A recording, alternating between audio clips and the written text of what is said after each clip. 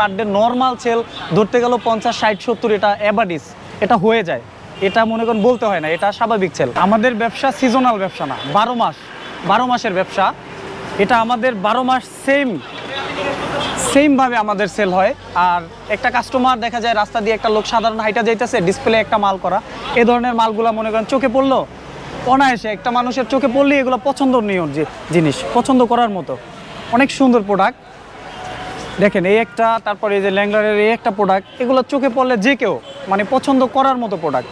দেখা যায় চোখে পড়লেও নিয়ে নিল হাঁটা অবস্থায়। একটা কাস্টমার প্যান্ট কিনতে আসে নাই, কিন্তু তার মানে চোখে পড়ে গেছে, না জিনিসটা ভালো, নিয়ে নিল। এইভাবে বেচা বিক্রি ভাই আলহামদুলিল্লাহ আমাদের পার ডে নর্মাল সেল, আমাদের 40-50 এগুলো কোনো বিষয় না, এগুলো তো নর্মাল সেল একদম। সিজনালে আমাদের 1 লাখ, 1.5 লাখ, 2 লাখ এগুলো কোনো ব্যাপার না। আর সেল হবে না কেন ভাই? আপনার প্রত্যেকটা প্যান্ট আপনার 1000, 1200, 1500 টাকার এক একটা প্যান্ট আপনারা পেয়ে যাচ্ছেন। অনেক হাই রেঞ্জের প্যান্টগুলো এই প্রাইজে পেয়ে যাচ্ছেন। তো এই হিসাবে আমাদের মনে করেন পার ডে নর্মাল সেল ধরতে গেল 50, 60, 70, এটা অ্যাভারেজ, এটা হয়ে যায়। এটা মনে করেন বলতে হয় না, এটা স্বাভাবিক সেল।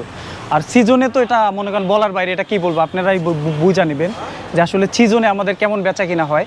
অনেক ভাই, এটা আসলে বলে বুঝাইতে পারবো না।